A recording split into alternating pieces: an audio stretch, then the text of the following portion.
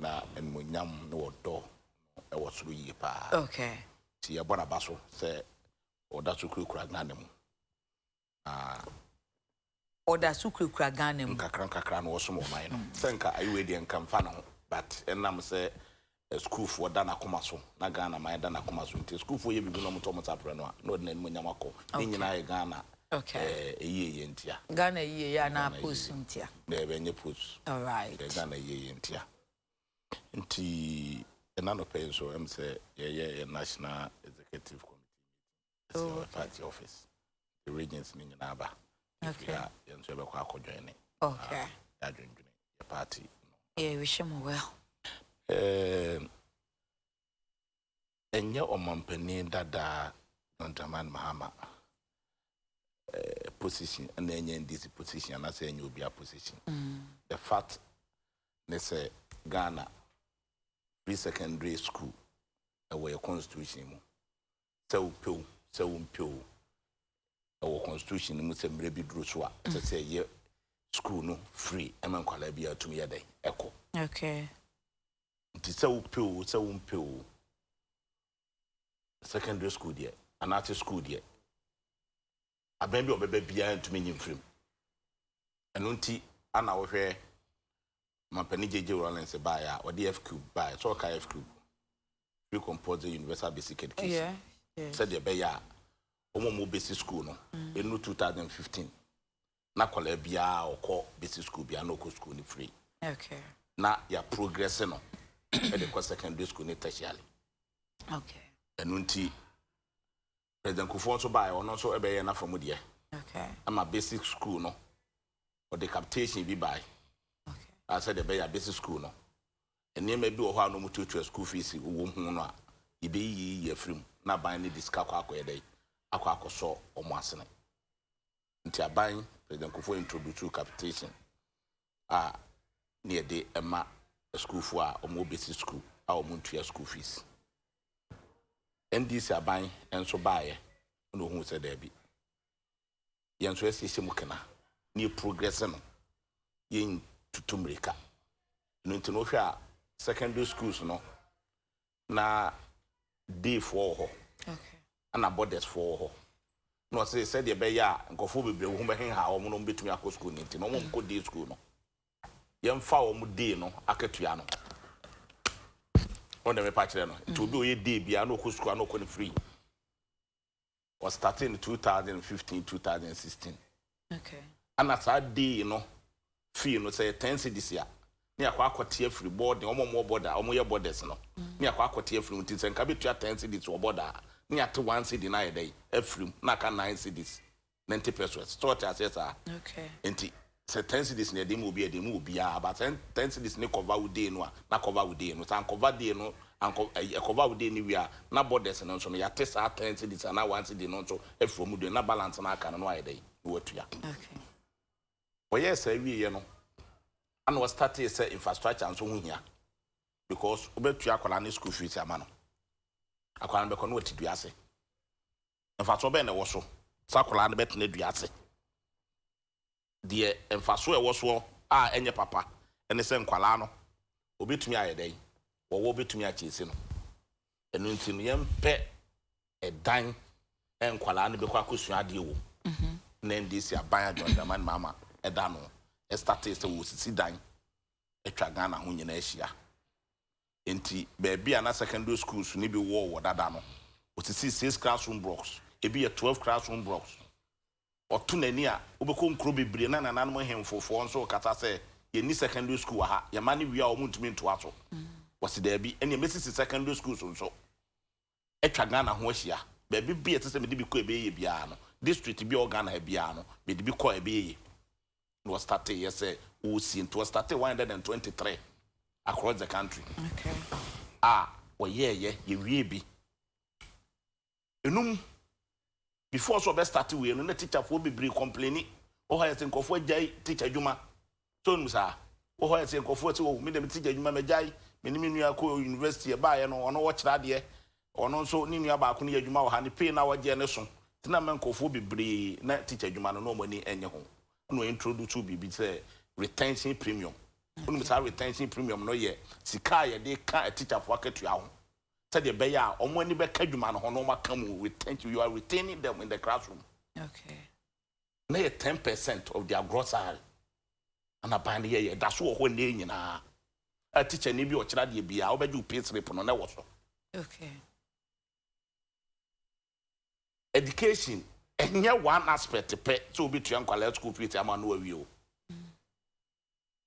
A broad base and it's well now the other so that na so me tuan kwala ni school fees awie ntino de aka ni nyina na ka wan hwa obi test what feel beautiful kwaku de o kan na me gidi se Ghana 40 ase na mom de ama nkomo ye aye nkomo no ye se ahyase no said ye na mampani dada mahama kasa no ebi kura ebi o aye se wo se wo ba obetwam bia wo kwa probodu ba bi o se o FSHS me ba metwam o se o manka ne sa me kan se me ba mehwe na ma ye ni ye enti na aye te se on share da nyinto mu se free SHS no eye enti ene ya waka ni sai se wa voice nanim no ene ti na ama na ye news no ene bia na waka ne dia party fon so kan omu de bia waka na me ofese edu nketia so aka bia fo aso so yesi e ba ye behwe ne ya krakra ne bia o se aye be ye afiri we ye nsuro enti na ma me bisa se sesi ano ye party nyina na age atum se ade ne de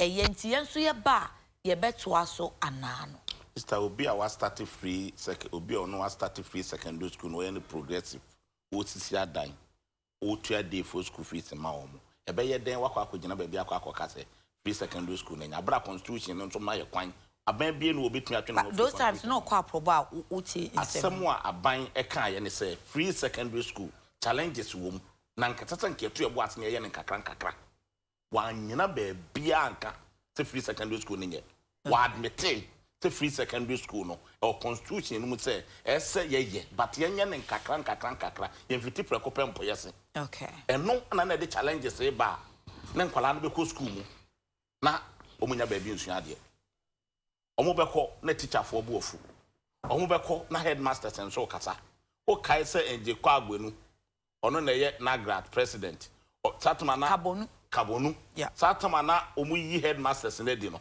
okoshia headmasters na gratifo okoshia headmasters ka kiro mo say hwe na ti headmaster bi anka school ni bi aho asem omo ba no bet na duata mo ntra nuate omo ba na so omo be kwa omo nya ba bi ebusu ensua mo ntra mo ba bi aban na de ba na o use di amomo o use anfa amanso asa enti ne wo secondary schools ni be bra eyi no ekofom performance no ekofom pa enti mampenda da mahama wanka se won kan no ba bia da betwam anase enye papa anase enye feasible won kan ba bia da ba na challenges wo because wo fie no mampani da ya ba wo ho ne ba ka kire wo say a free secondary school ni ekọ but ya post to me ba e de ne kọ be poso unum ibomfa tia side wo krobo her friend be poso sectek ye de akra no free incline ye na kọ be poso sectek e we day school no no etese o maame ko han dan o maame akọ han dan ibu 500 a month another 500 a year utua light bill utua water bill me patron de me patre no utua light bill utua water bill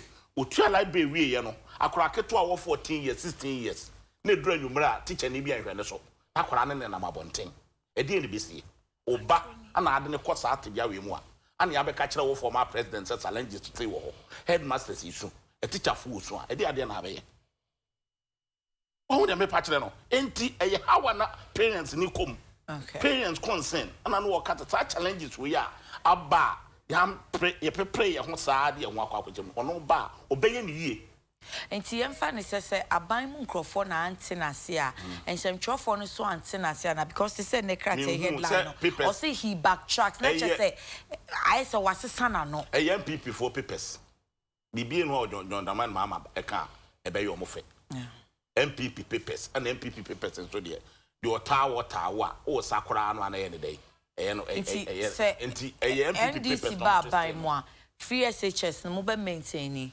free SHS has come to stay you be maintain it but sa double tracking and double track en kwala no school tot no NDC John Daman mama o man to aso ba se double track na nya ade aba asetena utie aban yi so a eye enwani mu ye se aba asetena se ama asetena yade a implement a ye adwuma so nuta am no ka say enkwala be tifu in the next 2 or 5 years be fi ho obeda fi ho ye duru ho ye fi ho me enyim fi wasa na yaka tesi aye kan the implementing ye kan and for what enwene say what 2 years enti enka bi because anu omo ka kire ye say e be fi ho ye temporary measure enyi ni tesi aye because last year minister na Babeka deputy minister edutum ebeka say ebende Nancy minister no call Asempa FM koko kata was nya no krete be ndi afi no mu afi no mu sisi dan ento mu mienu there were so many inconsistencies in their speech. Thank you. Enti the year can say sa double saken no aba no man kwala ne bebre tifui the BT school near mekwanya ko hwe ID college sesi am no kasai enkofo a omdo makogu eye part-time omo be part-time schools ID college or any classes oh but it is form 1 for no tifui no ya class but it is form 1 for no tifui no more ho. Thank you. First name tesa enti me this year no the American say Emma will be a free secondary school na abano. And this aban yetia. Yentia but challenges ya wo home. And how wo home. And this be ye free. Na edias will be about thank you. Last one. No. Thank you. 1 minute. No, Messiah Banti meet dunia chile ma unuan son kasebi na nkomo no nye de. Enti honorable se uti ni se ya na che se bia mo ante na se de ote ya ante. Enti ene de o ma chile mu se nye se na onfoa so. Then papers no crack caption no ebia they will have to reconsider backtrack say ni na enti sa. Medical check for teachers, subbing persuasive for constituency executives, coordinators, and a polling station for Nsroma in an open one. Yeah, free SHS, Kwakami, our constitution, Article 38 of baby, say progressively they introduce free compulsory universal basic education progressively. Just more kind of a conditional and then a dream. Nemum, on my paying that for pencil, no recapitation grant by to cover all basic schools. And it's our culture fee, like art and craft feeding one in you be progressively in the side they say. Okay. Now, me kai say, our bank for static capitation. No, and more an MPP Koyi, another Danko Kufuado as presidential candidate for 2008. And a key manifesto promise to Ghanaians. So do you feel say you might be 2.1? Feel say school called Mukina. Okay. Don't do your quine, no Frugana kuna Kessianoa or the free SHS or the Beba. Sorry, or kind of 2012 and now 2008. Oh, okay. To show consistency in the vision of President Kufuor. We go 2012, the same manifesto promise was a son. 2016, or some maintaining, and I'm gonna for a trouble my the barbem. A barbem, and Nibusu and Kuno. And a can't jago and a focus. The Kai and Minkamuyano pay that time. Late Leokram. The Kai 2008. Oh, a Kufuor small canon, fair SHS, 30 years, I said, my it's been that I don't go program. I don't go beyond MBPA, free SHS. Who has one of the free as somebody at ADM fell? Bobai, Wabaye. Oh, yeah, no, of course. Senator Okano, Bibia, Shasia. There are challenges. Okay. Policy, be anyone, program, be anyone. Second, confirm you go to Burkina Faso. That's why a challenge. You know, a challenge. A challenge. I didn't say more corner, I didn't know. Aha, a challenge. The policy now must be by a sad as a Gidano. And confirm the call booking on a moment. You go kind of money. There's a challenge. It's not a good for the sort of free as about. Young I said, a best solve Ghana, a first a senior high school no problems in no. Young cancer. And 7 be your you go so yes, no. What I say.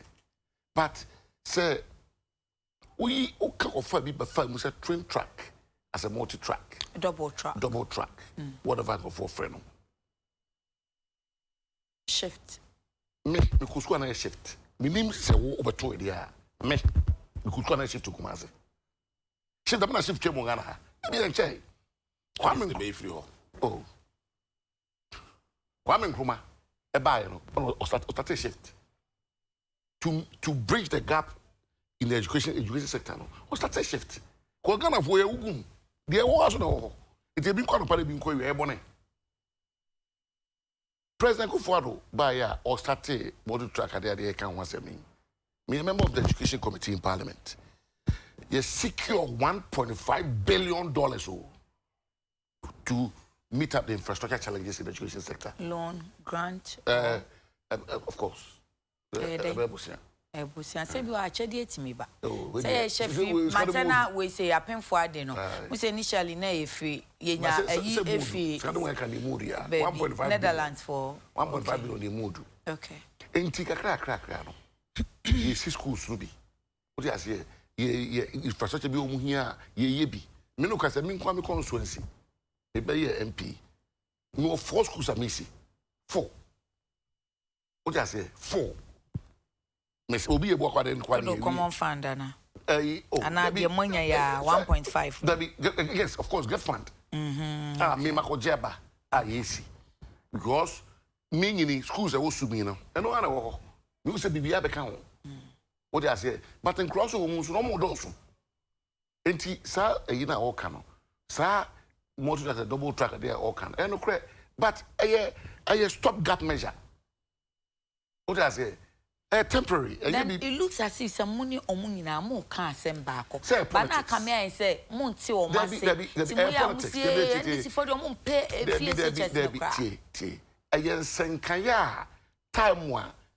Tamana Nameku for the president candidate, no my president. No, it's one of Kagu free so. On the Peclips in a way. Only be a more of one more satisfied. They say, you need be a bear check and a foul of years. No, it is one kind, you know. President Kufuor will be there. That will be a president. You will be trying what Timmy a sinkete implemented policy. No, and they say I'm that you know. And I say because a year key social intervention. Oh Ghana say no no Kufuor. Omugu omo abusua force ne omo MPs force ne wan essay school fees ah. Yeah. Now no he be another call as a call Western Central. You be kind. Say ka o save 4,500 to 12 school fees. As fees is bank to require for go sine nine. Enti first no more can say no first year get you 400 million. Second year of course a double take 800. Is a third year for the pay you. Next say all the kui any or first 3 years in fees is for 1 2 3 1.2 billion. By financing. Now no honestly, because NDC, and I say, we say, Section Ghana, a Ghana for Tias, John Mahama, no watch what I primary have. It's not a unique call. Tamale Secondary School, because free secondary school. Yes. Okay, over many morning now. Internal status. Nyabotre. The hypocrisy. And you can't stay now, all canoe. I did a benefit to our the first with the president. I don't know be there ebony. Okay? What they won't now how you down where do bank crying. Now quite water primary. One now over pattern crying. So they could find their bank at water primary. And now they know secondary. So enti hwenimo ha na adusu free SHS product. Mahama Yarega free SHS product. Omo nyina ko school free. And this one no. And this nyina ko school free. Do we have to go that line? Oh, yeah. Everybody bring your suggestion on board. I say, you know, see, you need a current, same you are in him. A FIFA pencil. So let's say, theater. Obeko, a D-way, in a real fear, you don't call. We call me who a more DB fear you do. Says to see the organ hammer. As a binum the anyama woman, a binum the omu bintia woman, as a sucha. I don't know yelling, no, I don't know yelling, and say, Omu try to say, police in the moi. Again, at the end, so you jam on mobile e blocks and BCU. Before Miss E blocks, I could afford capitation grant about. Not you could afford capitation grant about. Yes, couple of Brianna progressively. Say, we need 2008 no and can the face it as nearby. Anti Kwaku. Say share said the Okano. I said back in Eka. But I am among you said the Modiano. Moment man will be into Omana Basso. What I say, you had 8 years. Now another policy. But mobile with my implemented. Much you just said it's a politics. Uncle implementing a famous cancer. There have been idea, man, will be original idea. Idea ben pa and we are say away. Who school, who idea will be original idea. I did be a fair case and quitting. Obi a no I can say, oh dear. No, come see FSH saying na original. There be but no kind and a war constitution. Okay. Say progressively, no. They say making it free. They say we are no as a contact tertiary. What I say progressively, no. What I say, you begin to say Ghana for you na bit mark school free. But no, ebia a bit mark or grant, a bit mark apply for we be, but progressively say making sure say Ghana ni be a wono so ye NDC ni base kwaku, so ye MPP ni base ba. Omu nyina no ebenya access to quality education. Okay. Okay. Me that say. Now kwaku ubesia ba biem no say ase nyina ya gye atomu say o FSH ne de eye. Until now, whether your NDC policy and no MPP policy, NDC bar, mobile channel matuaso, a dear near the bay a bet nets in a noa, a bay come ama in a see idea, Munina Wajatum, it is good for Ghana. No, sir, who implemented be not a 1 minute year. We need to challenges win. Okay, say challenges no. We are there. I feel now we are sharing a beba na say so one year. So challenges we no challenge we na massive eso. Any kwase didi agro. Okay. Say nkwala bi e kwa akota class ma kwa akosua de ne say wo de unu nkwala mienu ofie. No mienu nyina e secondary school. Ne say wo de tena fie 3 months. Na wo nua ne ba na wo akwa. Hwe de a na esie. So what mobile dey different? NDC aban by a professor doing but atamos petrol. MPP introduced 4 years secondary school. Okay. So 4 years secondary school no. You buy a pepe and I no more free from 3 no. Echo form 4 no more tobacco. Now a more free from 3 echo form 4 no. Ne da ba Ukraine home come across the country. Professor Thomas Eddie within 1 year AC a dime and mass and colony across the country. And so science schools no give book no one. Ama and Kwalano. Ama and Kwalana nanka.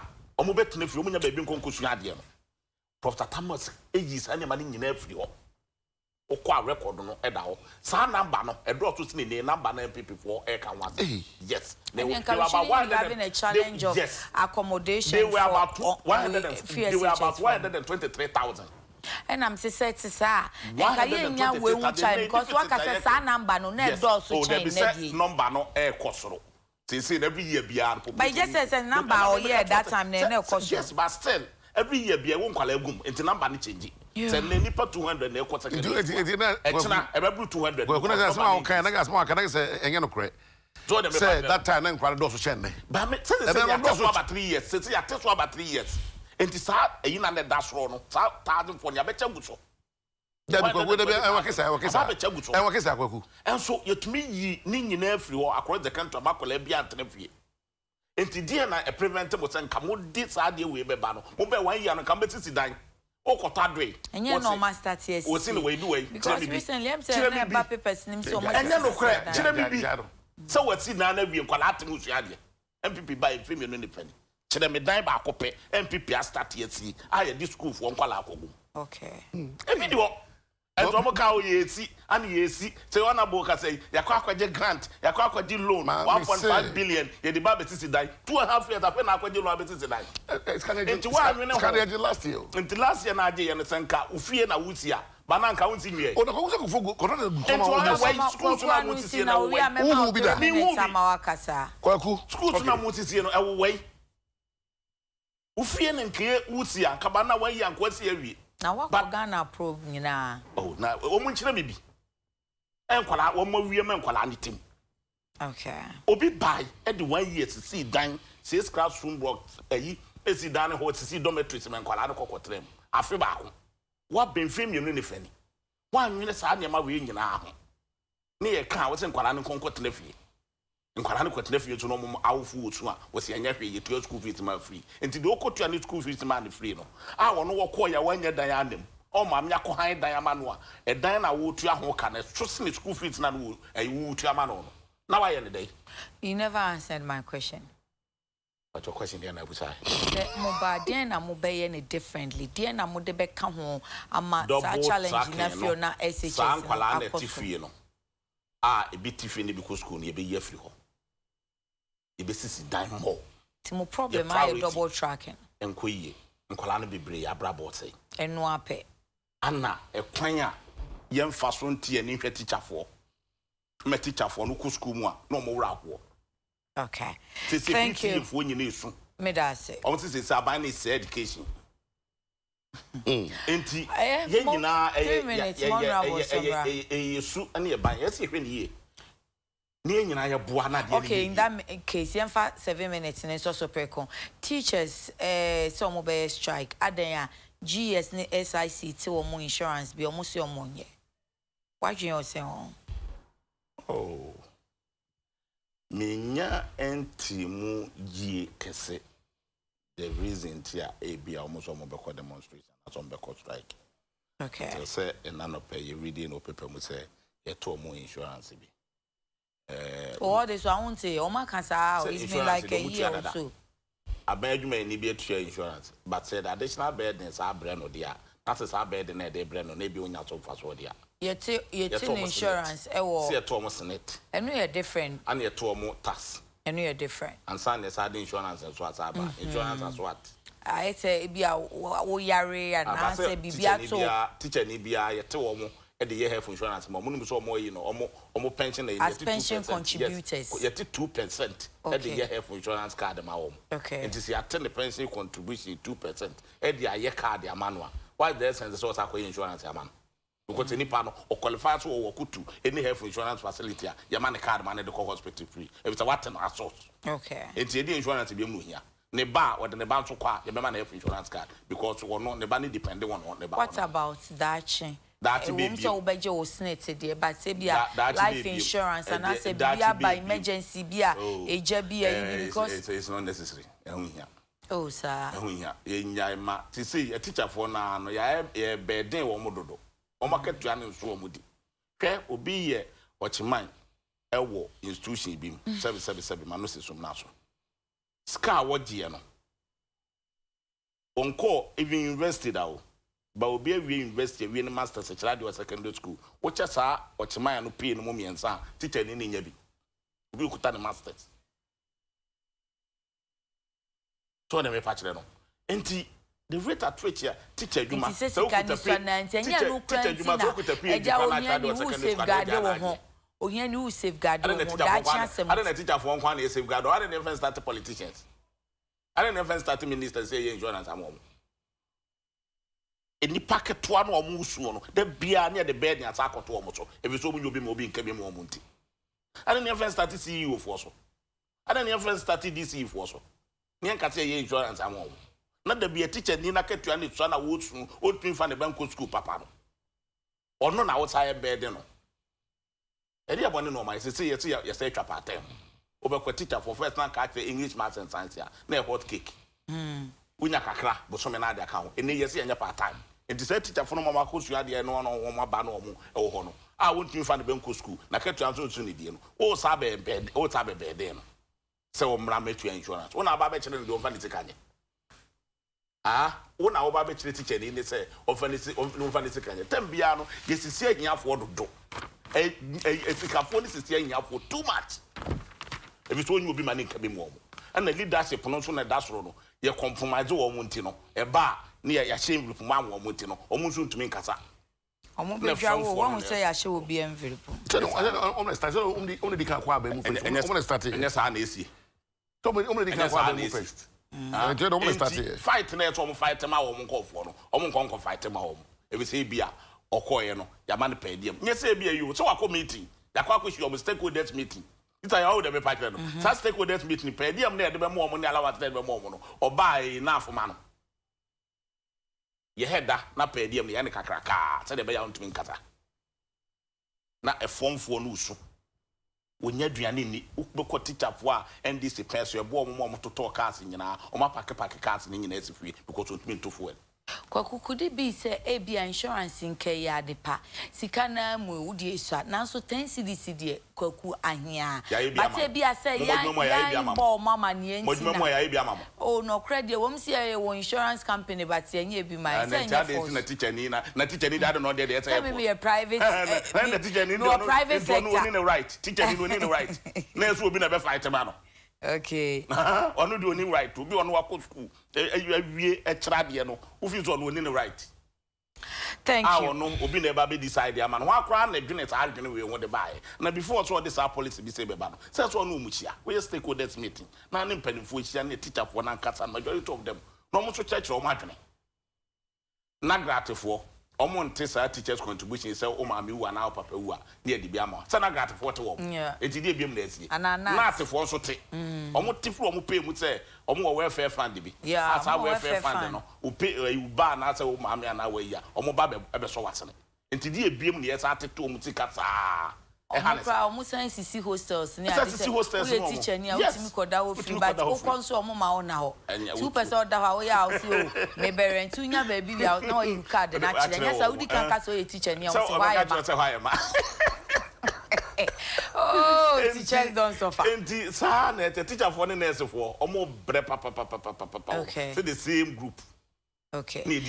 Me da say, but honorable de ye de Kwaku kan yi kakra na me bisa ne say. Ebu a oni teacher union na groups ni because almost say aden na mo ne yanka ma yante ase. Enti I say in a way no mo hu ne say eye. Nanso yan shada nka ma o mante ase ne nti. I say more force ye. Na insurance yen so nke force ana. The insurance and medical insurance so yeah, that 3 minutes no ane. 23rd November 2012. John Mahama, that our president. Okay. Okre, Dambuchi constituency. I know about Dambuchi, okay. On the cause free SHS will collapse SHS education system. 1st October 2018. Or say free SHS would undergo a review and hinted at the possibility of the policy being scrapped. Okay. February 24, 2018, or see free SHS's implementation was rushed and is constricting government budget and therefore needs to have a review. It's not true. I'll be glad to say sources no. They were comforted by people. They were comforted by people. These reports kept coming. Oh, a whole lot of them. I say, Mama date. Omo pro MPP papers. Mama date. Because a source ne ka ho ananka afi Kwaku ate ne ho ase. Mama date. Tie. All right. Aya. Say we say maka say me as adia any to see adam it mean me 2 minutes mean chase ya me too. Schools no go see enwie bi no. Schools no so hu de ya yo Ghana ha no. Me de ma prince obin person on fa de nyina ngu so. And they say you say ketu abi. Okay. Aha. Enti man ko twetwe obi di amfa ma. Oh, go ya manye sa o. Ya manye sa. I don't know. Ghana for. I don't do job ya draw. Mo na mo ye green food and crofo. Obi at me job ya draw Ghana ha. Ya ma na brocho. E ba cho mo ma praise asonte say onyi me de mama no WhatsApp sisi a. School so you mo omo ehwe bi no we tie na mo hwe. E ba cho ka che praise say me de yina ma no. School so famra. Enkwala atim. Ora body akoso edu baby a ya enya abotre hu se ofu asuso onyimra say nkwala timu a onyi de nkwala ne timu no yi abe no mo start de odiama no de odiama no de omo kasa ya fato so eti school no we cho portable kure wo eti we tma kwa kohwe and they say work consultant executive and what friend say we obi say osubin esi HFM mo kohwe itwabre me we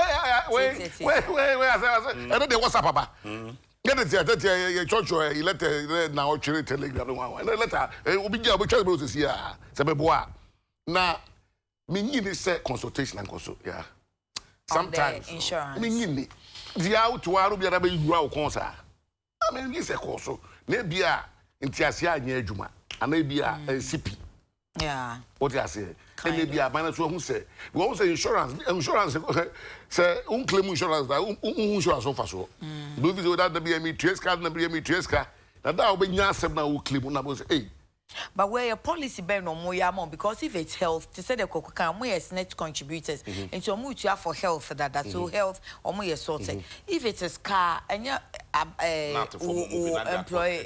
employer and a force into a no, all they say that according to GS and SIC, it will attract a monthly premium of 10 cedis per month for a member, and there will also be a cashback of 10% if no claim is made within 3 years. And it is our insurance policy, you know. 10 abusumi bia umbeto 10 cedis. It is a kobasa 3 years now the bibia ma unko claim ya.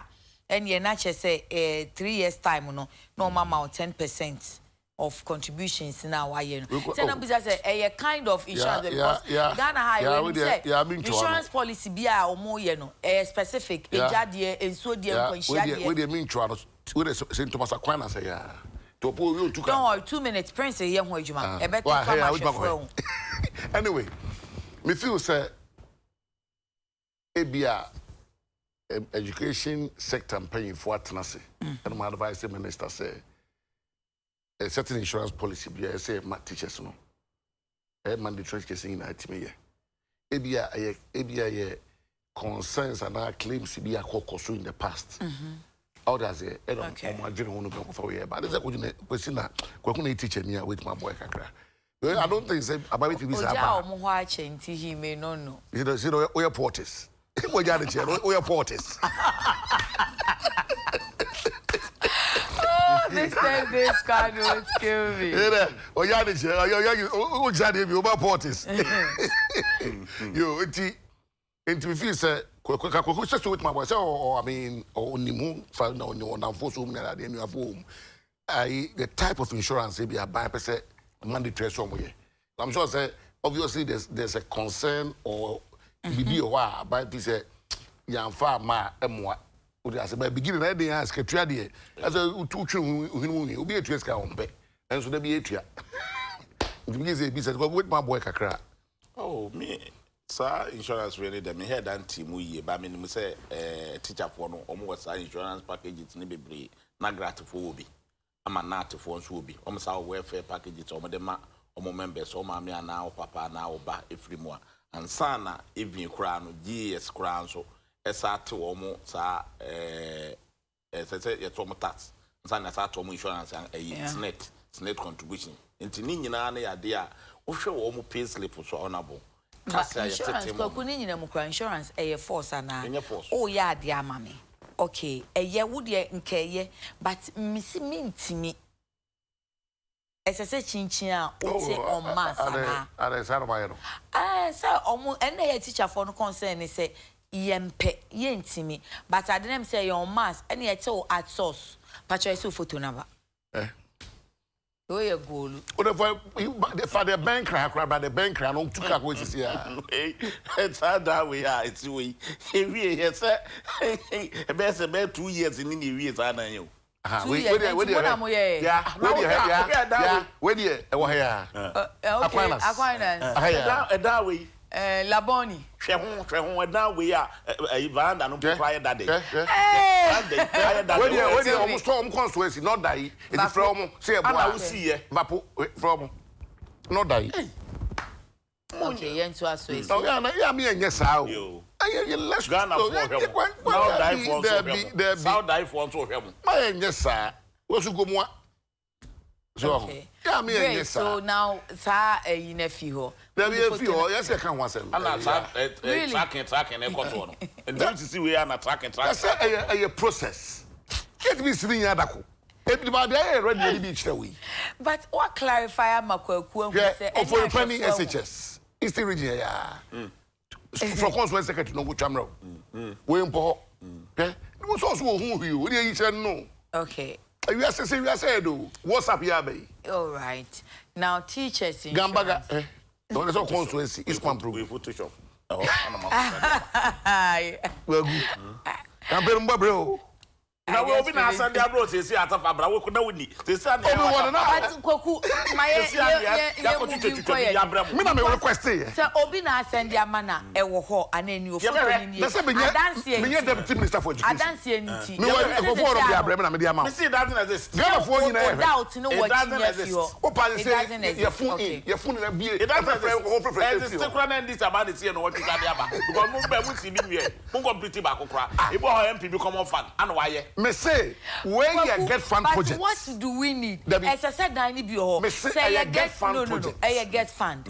I GES. I aban. I MP common fund. A dine. MP common fund down so no. Aban no so je e man ho. MP common fund no. Aban na je man ho. Isa ya MP common fund aban je man ho. Can we make progress? Progress in here. I'm suffering. Clarify it to say MP common fund. MP common fund or get down ya ban achievement. Me rampacho usikabe na mudi si dan no. Ose Ministry of Education. Kwaku mpacho. Omunsi dan bia. All right. Omunsi dan bia. Enya no. When dey green book. Me say enya no kre. When green book. We enya no kre that exist. E papers ye twitwa na dia bra na. Who the consultant executive? Who the consultant executive? Ah, me say enya no kre. Nya consultant executive ta na ka twetsa enya no kre. Everyone said they mu ye dem say this me koken kan messages ni bi ba better. Monya ma dey say me akoye ni. Obo be kan kire o say obo school dan obo kan. Omo hu bi, omo aka so omo hunu. Monya ma dey say mo be ma akoye ni na fe. Ya kan teachers na sem ne mo na insurance no mo Munu say ba say ka achievements dey am man. Dey da bia nkontompo no a. Madam Asempa cho. Mo Facebook comment kakra mo dia banie. Akwasi oben we je so besi as you see, our former President Mahama has said the free SHS is a serious drain on the public purse and it would reduce the quality of public schools. Do you think this person will continue the free SHS? He has backtracked because he has seen that Ghanaians have accepted the policy. But I want to tell him Ghanaians are discerning. John Lanty van der Poel. President Mahama has never said he will abolish VSHS. I can't stand how people confuse basic grammar. Mahama said he will admonish faults and blemishes with the policy, not abolish. He even stated he will engage stakeholders to address the challenges associated. But some NDC communicators should also stop undermining intelligence of Ghanaians by claiming free SHS existed before President Akufo-Addo. Let's be honest. Then Wolanyo in Akwetia.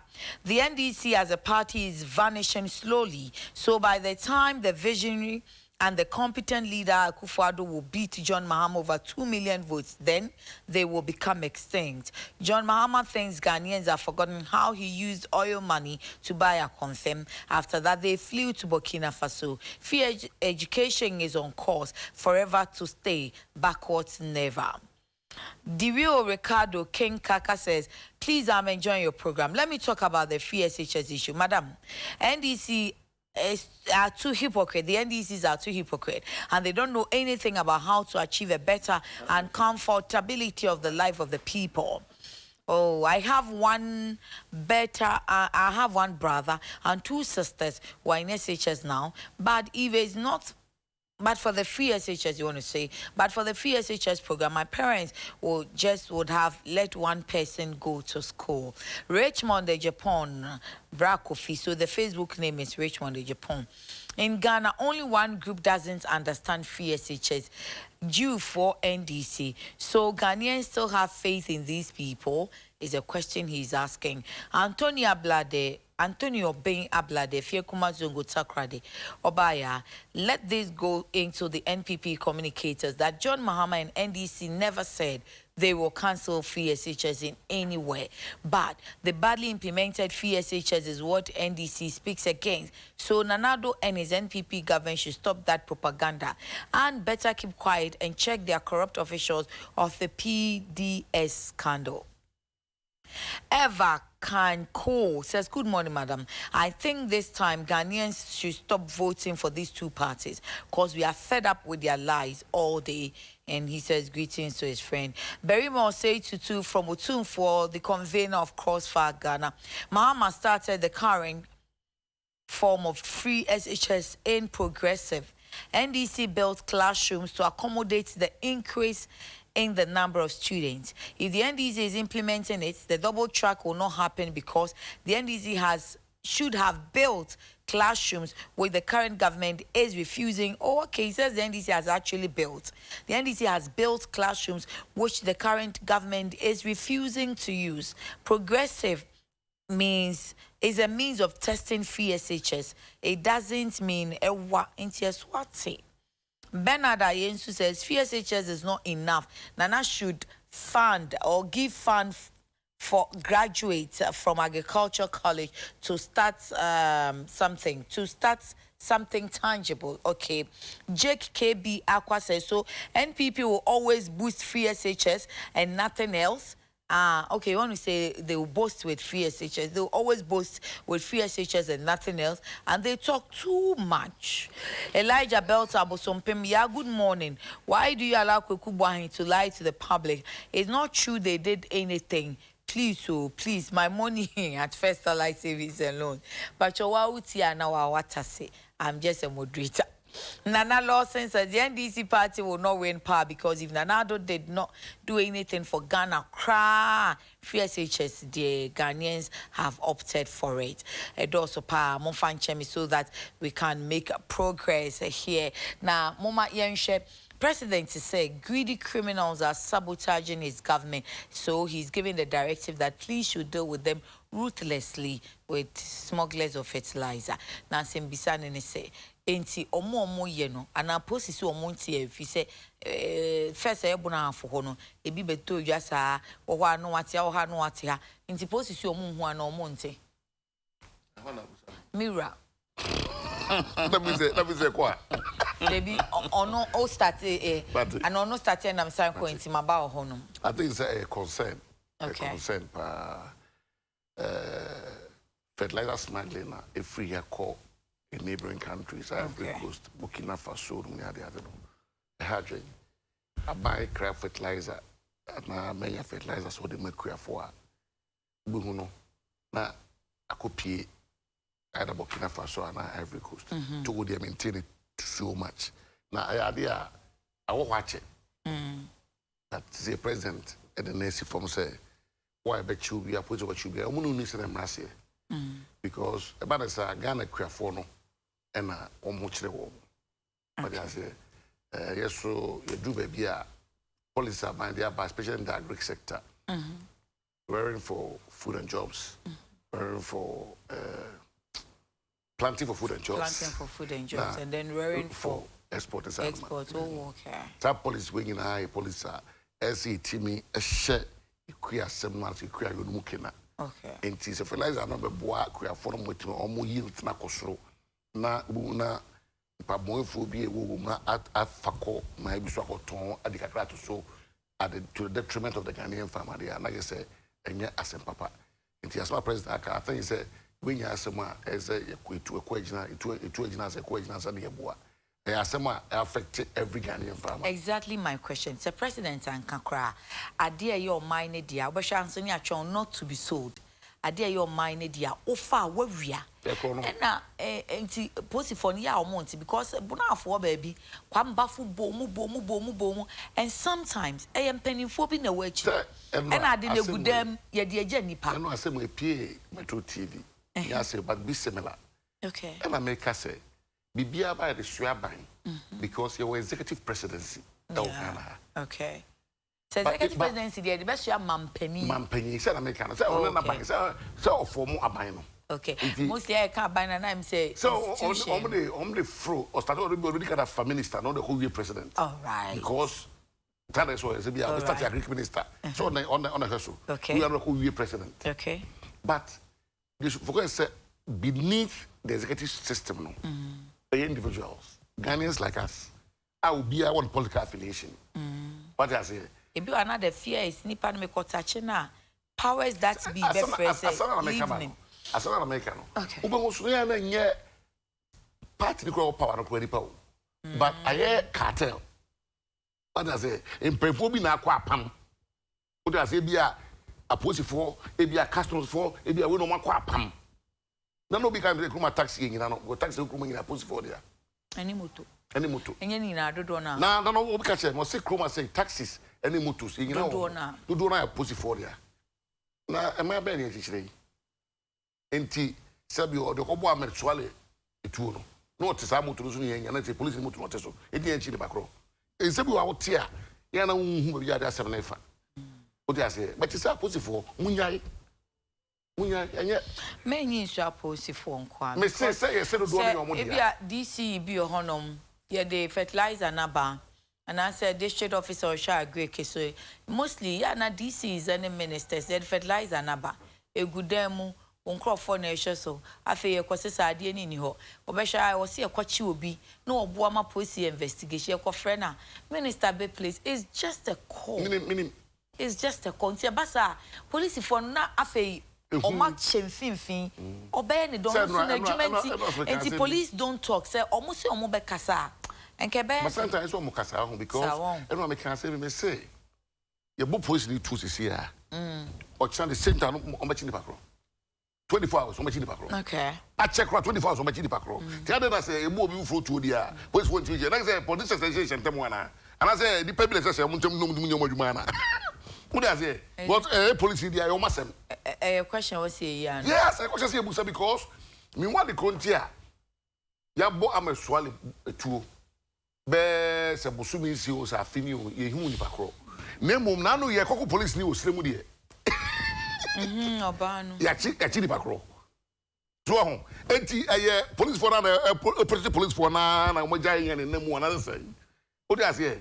It is quite yana say a interference be from certain quarters and a police wouldn't mean your majuma. And you mean you don't know?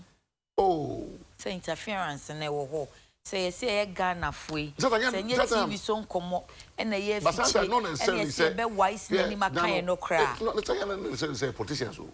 Could watch you can say it may not be politicians, but they are penny be any to me. What you can say was say on what you be more he be one and two man office out here. I'll call commissioner and car station. Chairman, it's sometimes you know a leavers of a ye. Doesn't make you say a crow is a poor beer. You won't have already be able to be the president. You buy himself will be only classmate beer. And I'm on that. First class. Yeah, honorable now didn't quail. No, what has happened? That was a mina. So, if you could have Tim, yeah, I'm a good answer. Yeah, my own. Yeah, mine. But let's have a capet. Now, yeah, but oh, on a with them, so my classmates, no, to be there for it too. I said, I did a bit matter. Oh, what's one, yes, what? When I said, and I will yes, what? Or only a young fellow in terminal. But what Jabaku, honorable a party bow, I been more we pa campaign, you are no. A chow pan said, oh, my dear, no, and I make a be I false to send wedge or your party. My way, dear. You do baby and said, you are, yeah, you know, and I said, what for the fingering? And fan of fingering, I'm saying the president has said me. How can we follow that directive? And I say the president that can.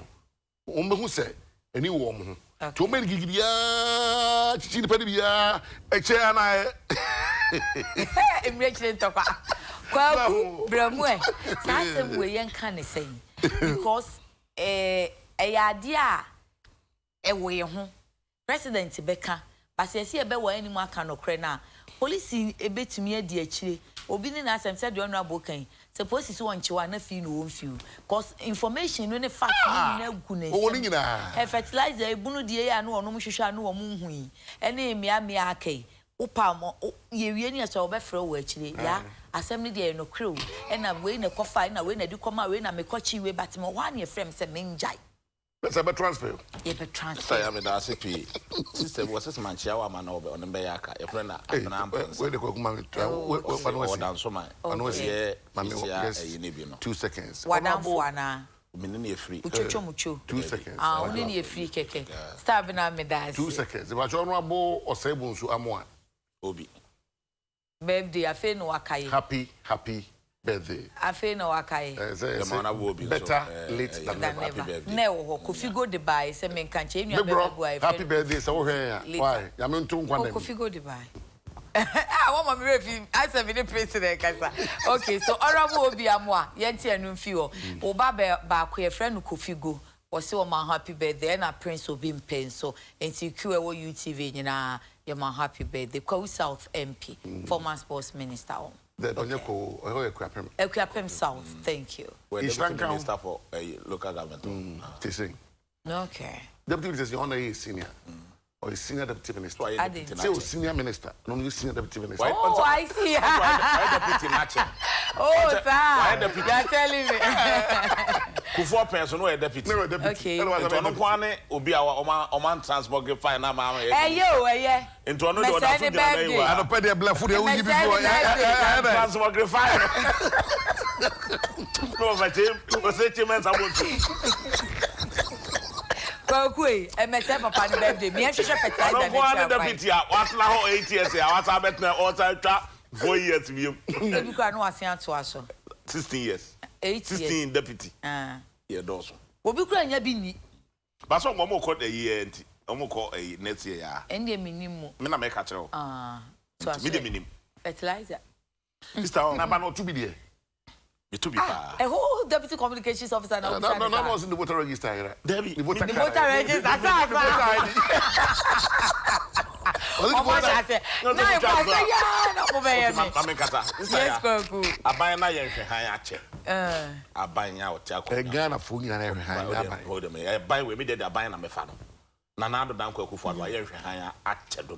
Mami nyina unu ansemi so na me bisa bibi before crowd be so ye beja ni nyina aban ana say edu ba bi e be ka no kra kire ye ho say enyo no na constitution ama ne kwan a wafa interior minister or police force so nobody is going to be responsible. You be no na aban constitution ama ne kwan a wafa a defense minister awo hwa soja force. All right. Enti untumi nya won abiem na enye.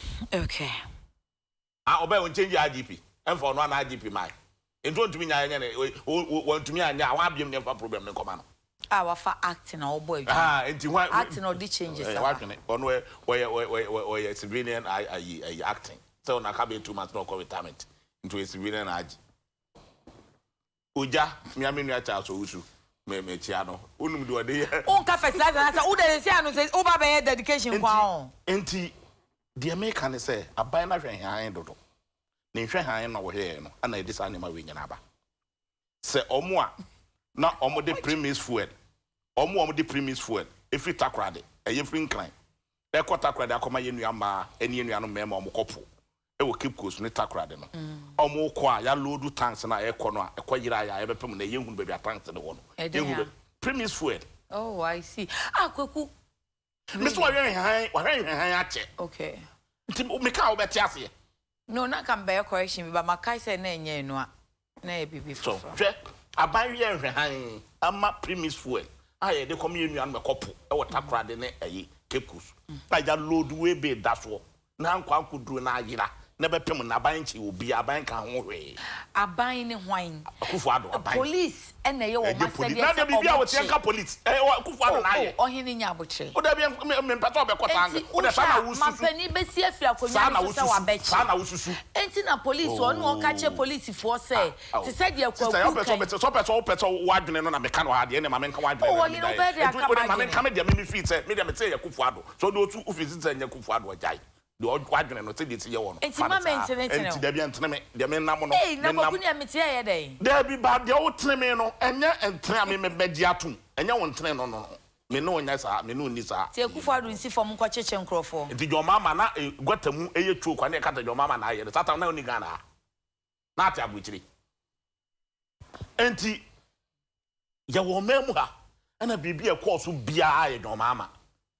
Akufo ado atenase aye hwehan ama premise fuel aye de komata krade fo ayira ni minister for Greek ye man ni sika so onkonkoto fe onkonkoto enuro emekum army worms wontumi akoto nurupa ebe pem ne army worm no da so ho ye nchi wo bia inte be den kofo nyem bodi no munwa ebe den kofo nyem bodi no munwa ye wa ha ye tumi sai oil bust ye sai oil ton fo di ne kwa anke yenu anu atinu ya se ku school no ke betumi de sai sika ne bia kwa akoti dan ama wo aban na hwehwe han ama san kofo ni nyina adidi afo mo adi enti ebe den obi wi adi a fertilizer na no fertilizer na ya ban kofo na hwe so because DC for na fertilizer ne so na DCE for no so no na dissect na dissect that coordinators as there chairman. Yes, chairman of dissect a police for security for district when na DCE na ohweso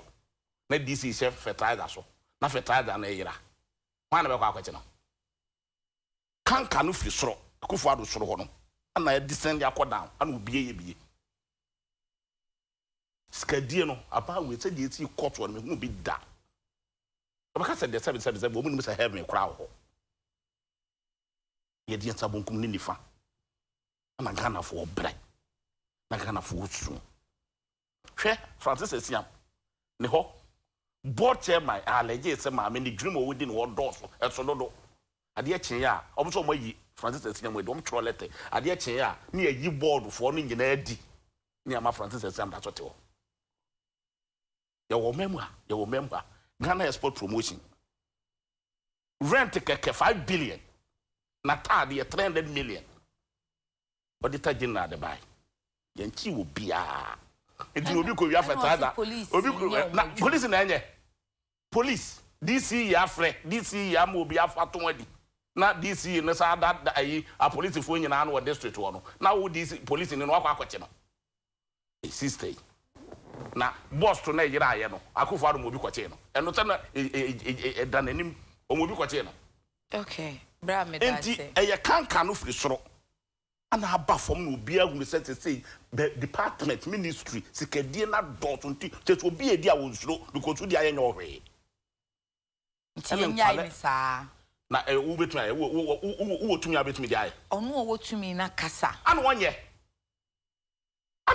na no no de ka sa invisible force no dey tap force poya no mo ha dwen bebrebe a otumfo frɛ no sɛ omre kumase na ɛsan ne ma no ɛsɛ ne man ɛne ne region ni ofiri hɔ ana ɔmo kɔ ayi national ayi regional ministry hɔ ɛkɔkɔbo national security coordinator o ye dey ye dem rant ne kɔ court ni am obi a 1.8 teacher no bottom judge no pronounce ye pe no obi ato no bottom ayi 1.8 na we dey say it na o memu a ebe den kofo mfa emra ncho mo nsem nwia ga na dwapade aba we ni abanya wa ba keta ahye ne proye kan tikadie tantan ekoso pa no bi da mo medawa say na ye nwie no honorable sisia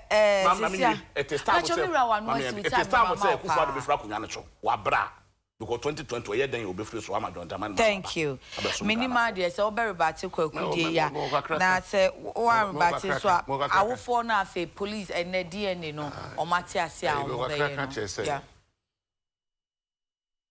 Ghana for omunayo Ghana for so omutu abanche yo na ya na yebetena ha na kwaku wa reporter professor Kwesi Botwe ye ma mo lusu wie ye no mo commissioner ye ma mo so on kinkin ko kinkin mu na wo scandals na wo mu na MPP ayi mu wanted kra ebe won me ka MPP for ye strobofo if ye bia say men wo yes me ka say ya strobofo no but no my course of memu from 2009 to 2016 no Kwaku you have no idea wa be ko kan Kwesi Botwe report no ko kan so nya bia so ye be list ni say no action there be action meba hwe yetimai bus branding and once of yenkan bus branding and once of yenkan yetimai a friend say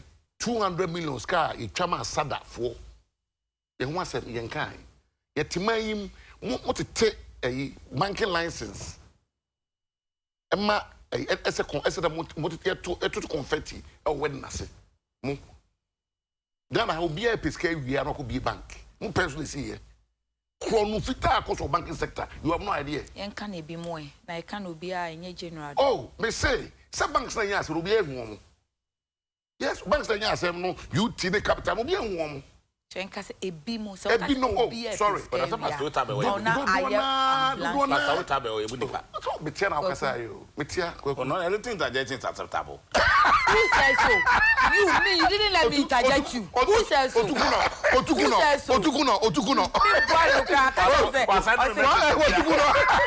I say, me you this ah. The students How the students? And school no nyanko. But I general appear. If you quit a beer school you kita ho baby. So now yeah, asem no you banks are good nyina no. Sales neba. E bi so court. It is a and apart from na ho ye wo ha president bi su sore Ghana ha at the 85% as 90% book site e ma ni nia I don't want to election mai mu hey mo ko fa krono wasmala krono let's kadie your memu ha on that note your memu ha krono is kadie oh mama worry about him ana na ekwaku first topic the one first topic na wakata na makata na whatsapp oh really and worry about yeah what you tell my and them upon what me see I wait for because to be nice club e one am si jina ho na kunya kwa no what's na me kana ha and you money message o kono dem you perfect me kwasi botwe report eni baabia so fa mama bia eni baabia fa kire me eni baabia de wa ye no ye momo dia makwakoye makwakocho report le mi odupe ebi no bia ho me mpon try baba enti se ye ka krono eni sikadie bia bia kokuna asianso mu yo ye nuanu MPP for de me gidi se oyi ayi fi ba se na fe awofo no koya ma ye na enye mu de on mo nso mu nkran ai e be kan wa se ya pon edi ene besi what did na wa pon am ko ye be di ene besi oh ya menye sa oh da be na na mo 15 minutes and am 15 minutes mo fi ade mo start why no my time no sami no me no mpacho me su tu bi o mechi e my time no oh but that thing ate ate wa say me sisi ya what's it 15 minutes me dem fa say me for me boss yeah so go for krono say me election by the afa na wo ko google abanya otumi trase e ma ye chia no giska aban what ni ye chia no giska o say Bass branding scandal Brazil FIFA 2014 World Cup scandal. Okay, make it can be actually. Ford car bribery scandal involving former president. SADA, Guinea Fowl saga, and national service scheme scandal. Planting of trees in the savannah. A lack of transparency and accountability in the governance system, access of a credit. Oh, I say no. Me for the amount this year. Me from. Oh, but listen, me the met back can be at this year. You listen you. Say abaya with me trase. Abaya with me trase. Am I what just come from for once and what? What's your report on the public? Abaya. Abaya na wona ukita kwesi bochu. Abaya. Yeah, abaya. Me bro. 2-bedroom apartment under the region. O mo me kan 2-bedroom apartment. 12 billion.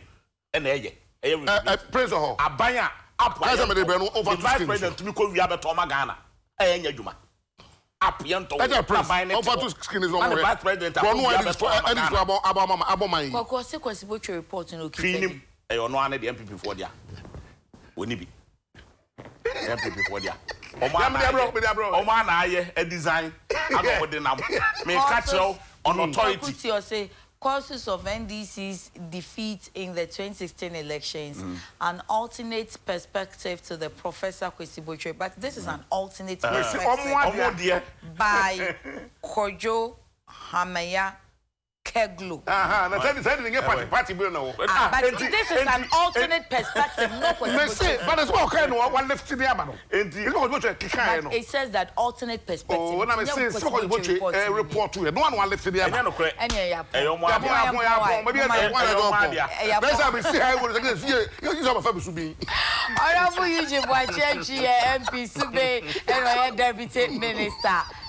Deputy Minister, the water resource and the works and house. I make I those times. Yeah, na maybe I'm the water na koka works and house.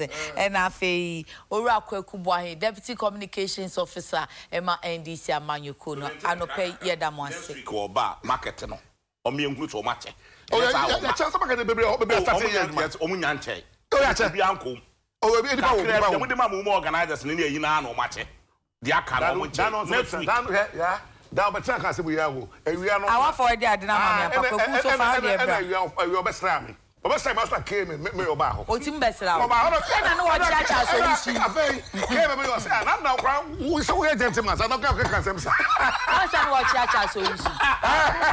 Cha so isi ya juma we. Galaga. No.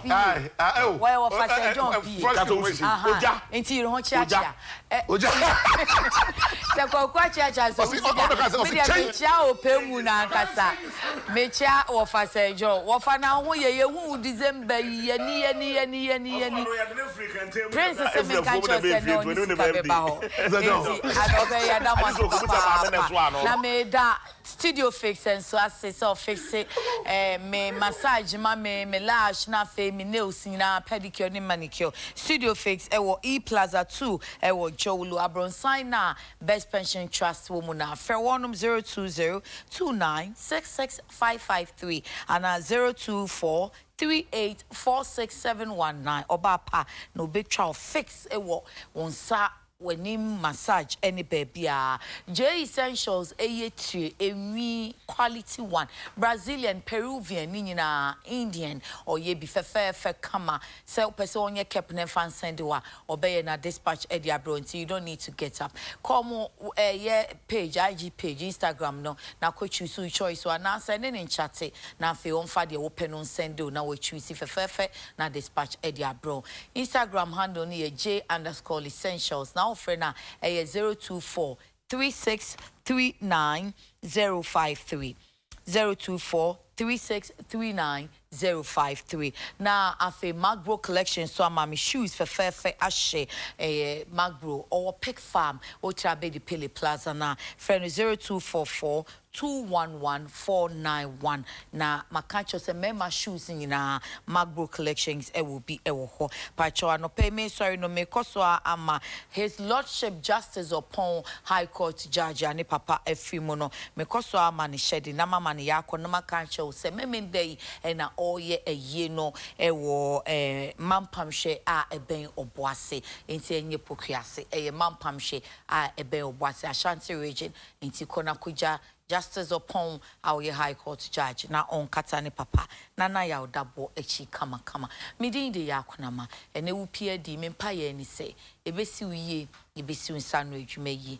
na wudru fie anwumen so akai se wo de oboafo na seda be ma no onyame e bi ma wa me mari mfisa obeda na se enti enua ba Nana Mama Brown, from all of us here at UTV, from Daddy Father Dixie, in fact, from Despite, and Neobia, you know how much we love you.